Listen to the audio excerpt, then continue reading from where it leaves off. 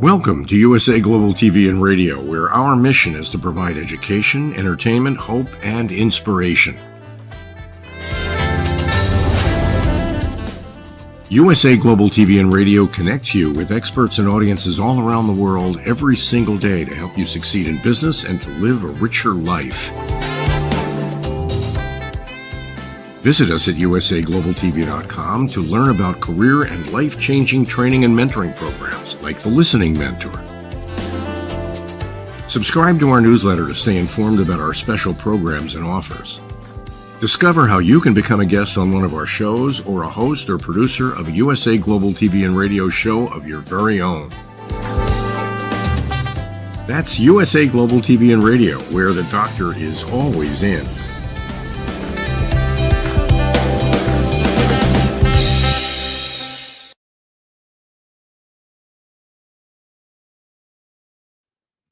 Howdy, all y'all. This is Red O'Loughlin. This is the Wise Ones on the USA Global TV and Radio Network. And I'm very, very happy today to have a university professor join us.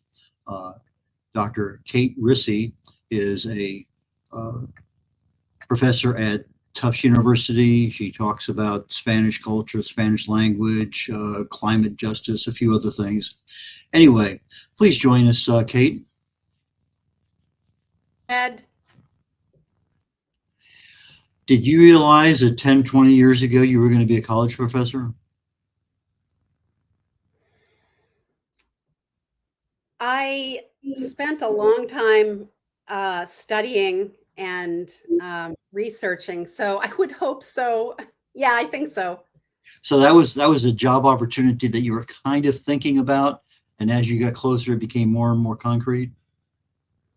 Yeah, I think in the program that I studied in, you're really on this track to do that. I know some higher degrees, you have a bunch of different options, but with this particular degree, you're pretty much on that track for teaching and research.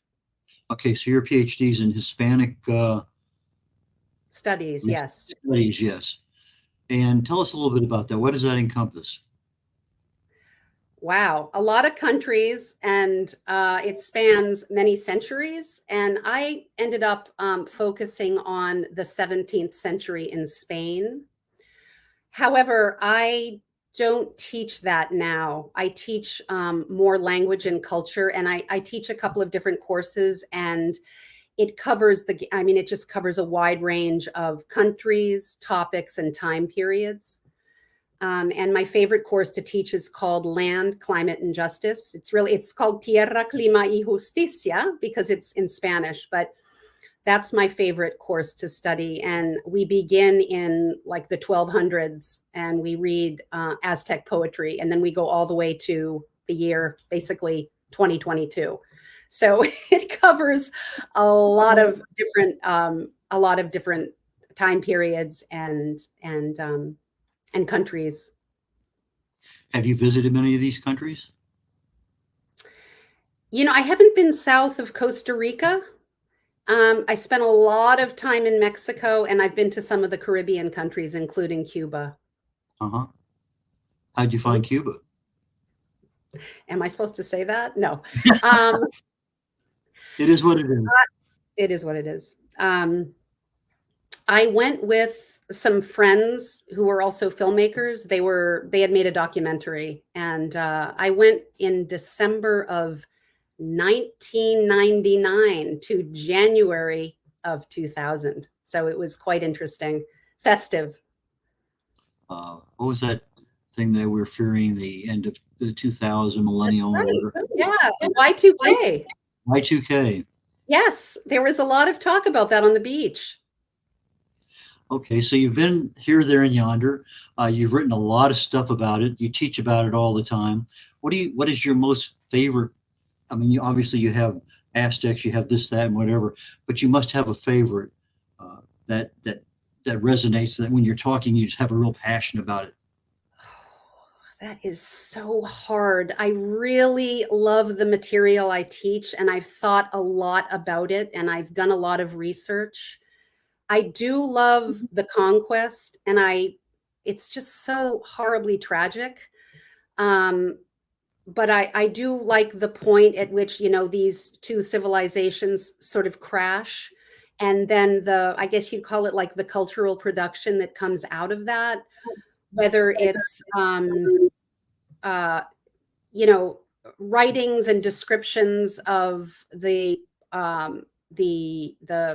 pre-conquest civilization and their writings and their religious texts, or whether it's Christopher Columbus's first letter back to Spain from the New World, which was not the New World. It was an old world. I was amazed one day. I was driving home from work, and they were talking about alternate history. And the guy was saying, what if the English had settled in Mexico and South America, and the Spanish had settled in Canada? What would the world be like today? And that'd be a great new novel. Somebody could write that as a semi-historical piece of fiction or something. And it would be an interesting way to look at how that culture develops, because it would add a different dimension. But the same thing I said. What if the Dark Ages had never occurred, and we were able to put a man on the moon in the year 1000? There again, where would we be today 1,000 years later? Lots of things are out there for speculation, but on yours, you have a book, and that book is Inland. Tell us a little bit about your book. Yeah. Inland is a novel about a rapid rise in sea level along the eastern seaboard, and a mother who has gone down to the panhandle of Florida, what they call the Forgotten Coast. And dear God, may it remain forgotten in some ways, because it's a really beautiful area. A lot of it is not very built up. And she's separated from her family when this climate weather event happens. And so a lot of the novel is this character named Juliet trying to get back to her family, driving along the eastern seaboard as the water rises, and trying to communicate with her 16-year-old son through a cell phone that is working sometimes, but other times not, because the cell tower infrastructure, along with other societal structures, is collapsing. Interesting. What caused this interest, and then what caused you to actually go write a book about it? That's a good question. Also, I just want to add that the book, and I really wanted to make sure this happened, the book is set in 2026. So it's not like an apocalyptic or a dystopian story that, has references to some event happening far away and it's hard to define it. It takes place sort of in the here and now. I think the descriptions and the scenes and so forth, and the dialogue, it does feel like it's happening around the time we're living in, maybe a couple of years on. Mm-hmm. And I travel a lot from the Panhandle to Boston. I've done it numerous times driving. And lately I've seen a lot of weather.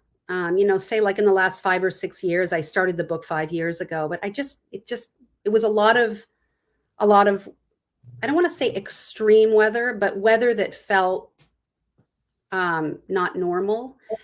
And then in 2018, Hurricane Michael hit this area of the Panhandle, and it was a Category 5, and it left a lot of destruction, both on the mainland and on the barrier island where my mom spends a lot of time. And so I did not witness the hurricane, but I was there in the aftermath and saw a lot of destruction. And so that's pretty much how I got the idea to write that. And I also, for some reason, I feel like I end up on islands a lot, and I definitely am aware of the fact that when you're on an island and the weather's bad, you can't get off, and sometimes you don't know when you'll be able to get off. So that was one of the kind of anxieties driving my story. Interesting you should say that, because I live in Houston, and we just had Hurricane Beryl last month, and we were out without electricity for literally 7 days where I live. And I'm so I'm sorry. not on an island. Yeah, I'm not on an island, but with gas stations shut down, no electricity, even if you wanted to get away, wherever you're going to go to is going to be far away, and they are probably filled up with people who got there ahead of you. Because I was one of the ones in the evacuation of Hurricane Rita, and it was, it started out as a 1-lane, 2-lane road, and it ended up hours later, both lanes and both shoulders were all 4 lanes going one direction. Just evolved over about 50 miles. But anyway, it's interesting to be living through some of these events. And you used a term when backstage, cli-fi. Never heard of it. Don't know what it is. But you said you wanted to make sure we covered it today. So while we're early in the show, let's go ahead and talk about cli-fi. Yeah, it's I don't want to say emerging genre, because it's been around for a little bit, but it turns out it's a pretty robust genre, and a lot of people are writing stories about climate fiction. And I'm interested in the component of this kind of writing that takes place very close to where we're living, rather than dystopian or apocalyptic story. And I'm sort of fascinated in terms of how people are setting the scene for this. And it is fiction, some of it may be like loosely based on science, but it really is something creative. And I'm interested also in the hope and the possibility of survival and adaptation, and how we might prepare ourselves and survive some of this stuff. Have you done any personal preparation for survival? That's a really good question, because I have been reading a number of novels that are probably considered cli-fi, where people do everything from like pack a bag full of necessities to survive by the door. And, in the novel, they end up grabbing it, running out the door, fleeing, and using it. And in my story, the 16-year-old boy does make a list of survival behavior that he needs to follow. And, he tries to follow it in order to survive. And he also talks about, they prepare us so well in this suburban school I live in, but why aren't they preparing us for extreme weather? There's so many things that schools don't teach us that we really need to know by the time we get in our 20s. Actually, we need to know before that. But that is true. I just had a gentleman on the show before this, author on the corner bookstore. He was talking about grief and PTSD and stress, and he lost his wife. And just a lot of things that happen, but we're never trained to deal with it. And then we have to go out on our own, and we think, I'm a big man here, I don't need all that stuff. But in reality, sometimes you need professional help. And sometimes the situation is you can't get professional help. In fact, I just signed up for a doctor's appointment today. They said February 12th. And I said, what? And they said, well, if you want to see another doctor, we can do this one on December, whatever. I said, well, put me down and we'll figure it out down the road. But, it's interesting. I want some help. I want professional help. I want it, reasonably soon, but not 6 months from now. That's the way, that's what it is. So, I am really interested just on this topic. I am interested in how schools do teach climate change. Everything from just educating people about what's going on, in both science classes and humanities. My children are grown, but we did early on have a green team where we taught students about recycling and planting trees and gardening, and it just a lot of different stuff. And I think schools are starting to do more of that, as well as teaching the science of it in science classes. But I think the curriculums are going to have to be infused with this stuff more and more down the road, or now. Bill O'Reilly, TV host, he has a phrase he uses quite often. It says, people believe what they want to believe. And it's interesting. How do we get a belief? Well, sometimes we get it from our family. Sometimes we get it from our school. Sometimes we get it from the people we hang around with. Some of us go into further education and try to find out more about things. But when people believe what they want to believe, they're going to believe, climate change is absolutely a problem, or it's not. And it can be applied to across the spectrum of a number of different topics. But on climate change, there's a lot of activity out there on the political world. There's a lot of activity out there on various governmental levels. And now we have a climate fiction genre that we can take and develop and use what we want or not want in whatever direction we want to go in. And I think that's kind of a good deal, because it opens up, again, more information for people to think about. I mean, me being a military aviator and I had a to-go bag, it was sitting right there. If I hadn't needed, I'm walk out the door. So I understand that concept of having something by the door that has my flashlights and my whatever else I need in there to get by. My wife and I walked the Camino de Santiago, 500 miles across Spain, a few years ago. And we were carrying in our backpack, 3 days supply of whatever we had. And mine weighed 18 pounds. My wife weighed 15 pounds. And we managed to go from point A to B to C to D. And without a problem, we had to buy a couple things along the way. Found out a couple items. One item we had wasn't that valuable. Actually, 2 items probably weren't that valuable. So we learned a lot about what we really needed in there. So if I'm looking at surviving some type of, not instantly created, but over time, because even Beryl we knew it was coming. We knew where it was going. But until it hit you, where I lived, we stayed in the eye wall. We were not in the eye. So you just have to have a lot of wind, and it broke a few things around here.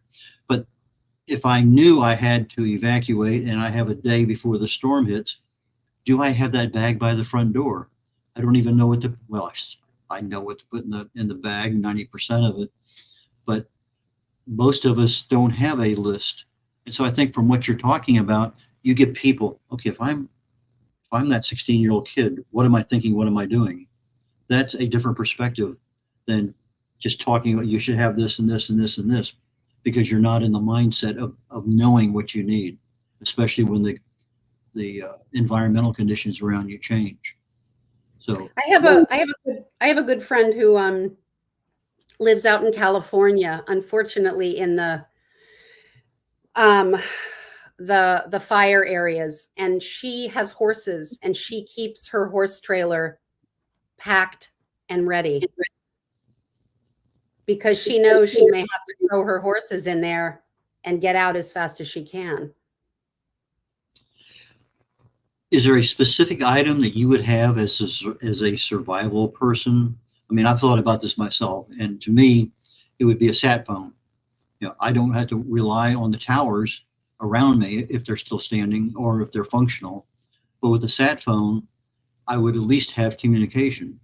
there's probably other things out there in that same realm, but unless you're actually thinking about it, uh, we wait till the last minute and then somebody tells us, don't forget, well, those are common things, but to me, a sat phone would be a primary item in that bag by the front door. Yeah, that's great. I should think about it more. In all honesty, I haven't. I spent a lot of time in Vermont, and there are where we are in particular. There's been a lot of precipitation, and I don't know what you could do for that. You know, there's a lot of water saturation, but I should think about it. I suppose I haven't had to, run and leave, but we have a lot of water coming in. Yeah, yes. Some pumps or something. Let's get back to you and your book. When did you decide you want to write a novel? I've had a writing group for a really long time, over 30 years, and I wrote stuff with them when I was younger, and then I kind of took a hiatus for several years. And then I went back to this group. We meet online, we meet in person, and we go away a couple times a year for like a writing workshop. So I would say around 6 or 7 years ago, I started thinking again about writing a novel, and that the group that I'm with, was pretty instrumental in encouraging me and supporting me. They were with me for the entire rough draft, which, by the way, a lot of it took place over COVID. And so we did meet online, and that was really great to have that group. I remember, I think COVID started maybe like in March. I remember we had to leave the classroom in March. And by September, there weren't vaccines yet, but we were all able to test and quarantine and then actually meet in person, which was amazing. And so it was probably, 5 or 6 years ago. And then through COVID with them, that's when everything picked up for my novel. Okay, so when you write a novel, you're telling a story and you need a timeline. Did you actually have a timeline on your wall or your computer that kind of kept you, week by week, and how the story changed and the characters and all that? Tell us how you kept track of all that, because that's kind of a difficult thing for a new author to do. Yeah, it's a good question. I did map some stuff out. I definitely didn't like sort of think, I have 2 years to write this or anything like that. I'm very disciplined about getting up in the morning. I get up really early. I think that comes from having to write a dissertation, and because I always used to get up really early to write that. So I am pretty good about scheduling my writing. I did map stuff out. Sometimes it was visual, like I would put maybe scenes and characters and maybe put stuff up on the wall. I will divulge this. My story, I ended up cutting it up and moving chapters around, and that again did take some mapping. Did you have a picture? Sorry, like the final novel is, quite different from the early drafts. As it should be. Yeah, I think so. And so what you're talking about is developmental editing. That you're trying to figure out where these sections are. Do they make sense? Do they lead on to? So when we talk about editing a book, the real hard part is the developmental editing, character development, location, all that kind of stuff. I mean, I've talked to some authors and they have pictures of their characters. So you have a 16-year-old boy, is that your son at 16, or was this a neighbor kid at 16 that you admired? But how did you decide on a 16-year-old boy and this location? I haven't really talked about the subplot of this novel, but I'll tell you really quickly. There is a subplot that has to do with the iPhones, and this is the sort of speculative component of the novel. They've been banned in the world I've created. There's a component of them that causes people to get really sick, and it affects young people in particular. It's not a huge part of the novel, but it is there. And so I think a lot of the writing and the fact that I chose these young people was just observing in my own life and also in the school where I teach and in my neighborhood how young people are using social media. So that was something that really, like, it, just watching it and observing it in everyday life compelled me to write about that as well. Okay, so you have characters, and when you have characters, you have to have dialogue. So how do you get your mindset into a 16-year-old and into a mother? Or, I mean, obviously it's easy for the mother, but there's other authorities that are out there that are probably interacting with this emergency.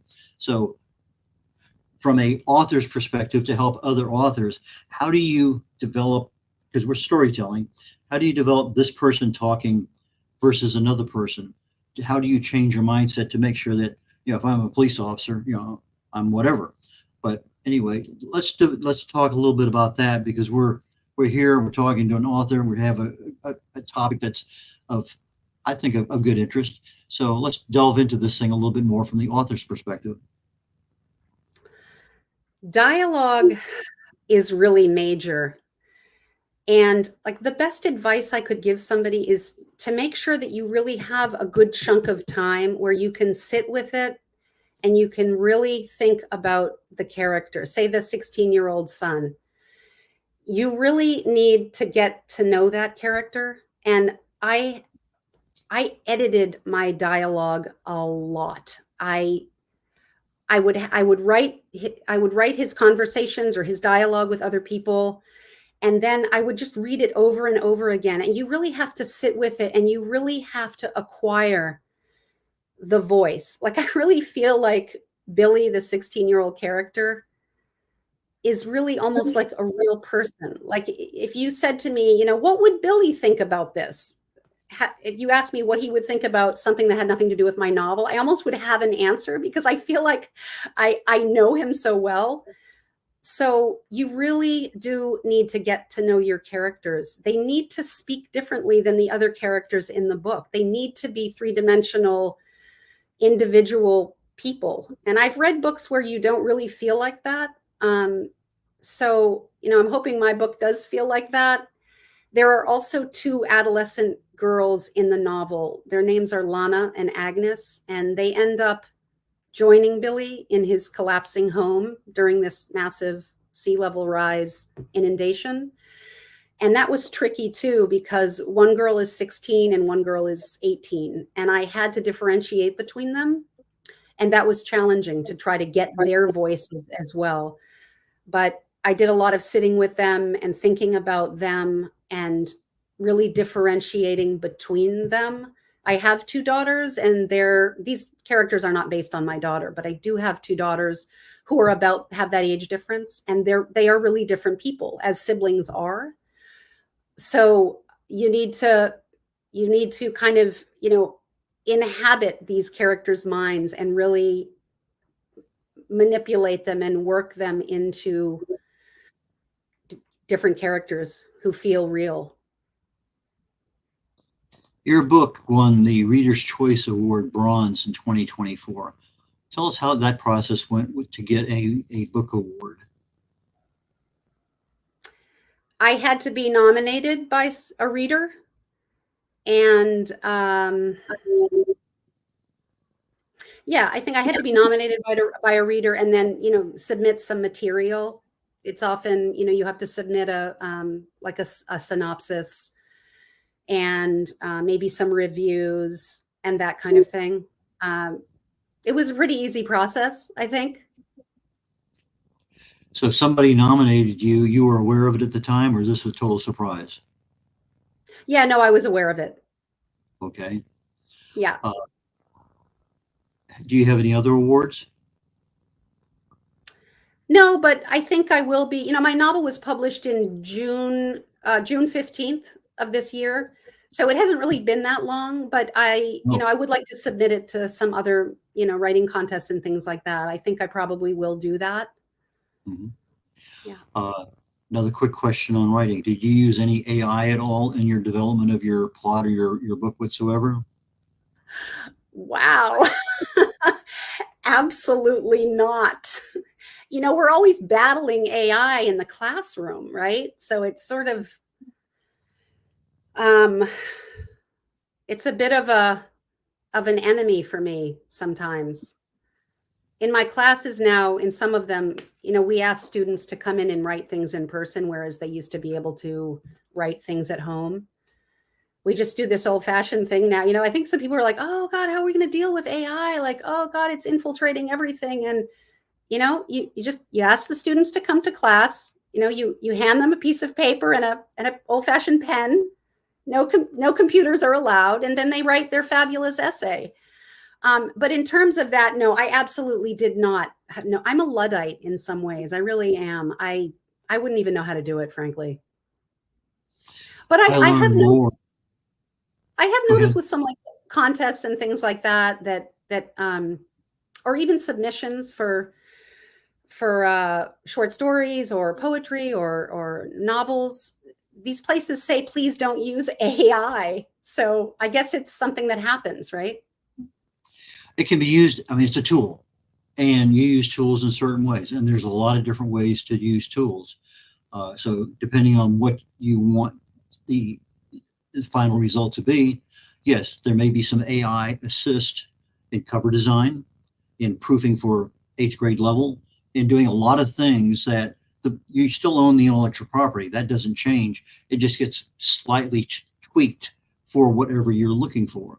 So if I wanted to go in there and do something with spelling, like spell checkers are artificial intelligence, grammar checkers are artificial intelligence.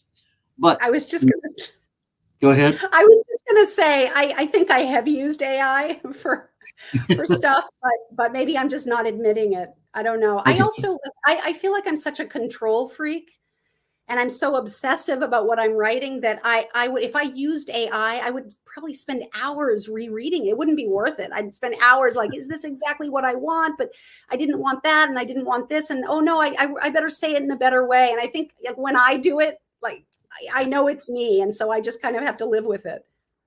And for me, I don't write in novels. Most of my stuff is I do research on the human body at the cellular level, chemically speaking, looking for cause and effect relationships of disease and other things. And so when I want to know 15 different causes of Alzheimer's, I can ask AI and they're going to give me that information. But if I'm writing a novel, I may want to say, tell me about this location, where I can look at maps and buildings and other things where I can actually see them because AI can tell me and show me. And then in my book, I can say, okay, I went into this bar or whatever it may happen to be, or I came out of this flower shop and I'll turn to the right and there was whatever. So I think AI can help authors in a lot as far as guiding them, but not necessarily writing for them. I think you still need that own intellectual property. You've written so much stuff, your dissertation and all the other things that you did. I didn't realize how much sitting there and writing in front of a classroom, or not in a classroom. I had to take English summer school, so I took it at night. And the worst teacher of that particular university had our class. And because we were working during the day and at night, he was one of the nicest guys you'd ever meet. But daytime students, he was a terror. But every night we had to write, every single night, and he would spend the time to actually give feedback to us. And that, to me, I think was a seminal moment in my writing, was the fact that I now felt comfortable writing, regardless of what it was. And that led to other things down the road, and 1,000 of articles later and stuff. Boom, here we are today. And but anyway, do you have another book coming out? Do I have another book coming out? Is that what you asked? Yes. No. My book just came out again, like in June. It hasn't even been 2 months. So I'm spending time with that. I'm doing podcasts and writing things, writing articles, blogs, doing interviews, that kind of thing. Is your book available in Spanish? No, it's not. Although, no, it's not. It's not. Yeah, it's not. It's not available. Is that a plan? Oh, I'd love it, but not right now. Not right now. Okay, so another book may be coming out, and maybe the Spanish version of your book whenever that's appropriate. Or maybe another novel, or maybe a nonfiction book about something I teach. I'm not sure, really. I've also thought about a sequel to this, just because I don't want to give the ending away, but there is some unfinished business at the end that could lend itself to continuing with this story of this mother trying to find her family. Fair enough. Do you do any podcasts in Spanish? No, not yet. That'd be interesting.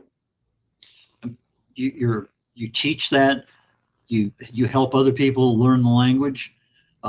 It's a bigger audience. Obviously, we have people who speak both English and Spanish, and that may prompt you into getting that Spanish version out sooner. I don't know.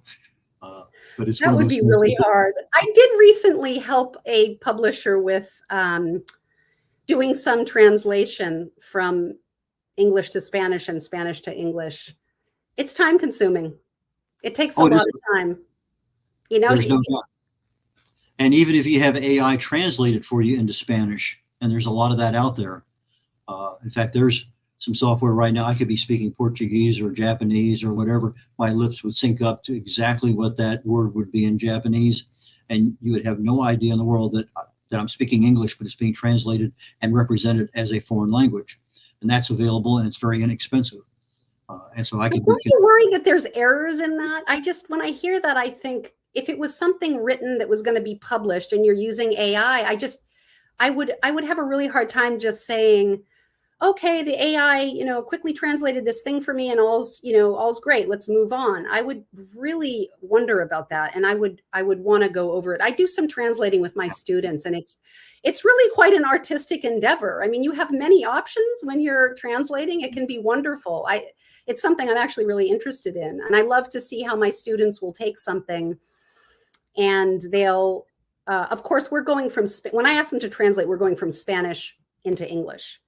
But I love to see the different ways that they express that. It's really, it can be quite, the words that they choose, the individual words, like the syntax, the combinations of words in the sentence can be quite different. And I love to show my students that, because I think sometimes they think like, oh God, I've got to find the perfect word, or they will try to translate exactly word for word, which really often does not work very well. But it's an art, and I think it's really interesting. Sí, cómo no. ¿Cómo no? Muy bien, Red, tú hablas español, qué bien, me alegra saberlo. But anyway, we're getting toward the end. Is there a topic or something that you wanted to make sure we covered today before we get to the end?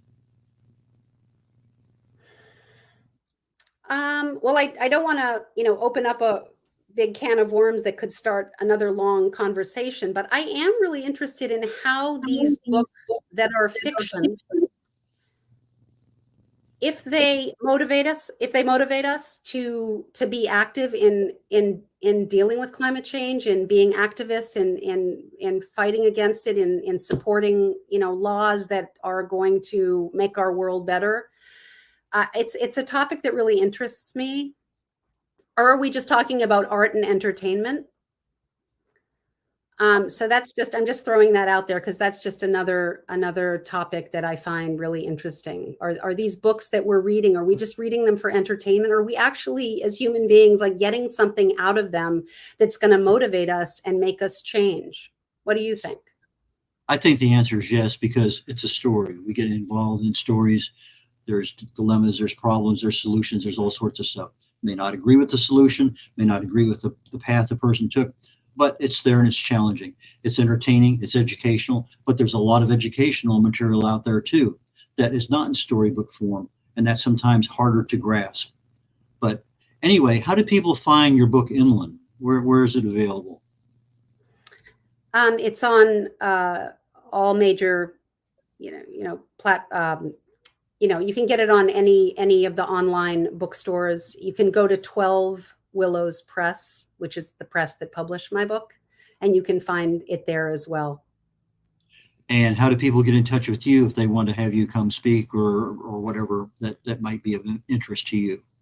Yeah, please go to my website. It's theKateRisse.com, and you can fill out a form there.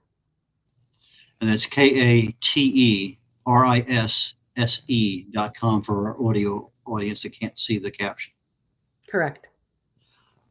And with that, I'm going to go ahead and conclude today's event. And Kate, I really and truly enjoyed ourselves today. That to me was a good talk. Thank you very much for. Thank you, Red. I really appreciated it. Thank you for having me on. And I look forward to seeing you down the road, because we always have options for revisiting on various topics or new books or whatever. So don't be a stranger. Thank you. Take care. Okay. Okay. Thank you very much for joining us here on The Wise Ones with Kate Rissy. And very next 15, 18 minutes from now, looks like Talking Heads is the next show on the USA Global TV and Radio Network. And this section now, I think, is the week 4. We're talking about helping new authors get their books written. And today, my primary topic is competitor analysis. How do you know who your competitors are? What are their books? What do they contain? What value do you add that they don't? Those kind of questions, and that's what we're going to be looking at. So with that, I'm going to go ahead and close out today's show, and catch you back on Talking Heads here in literally just a few minutes. Take care.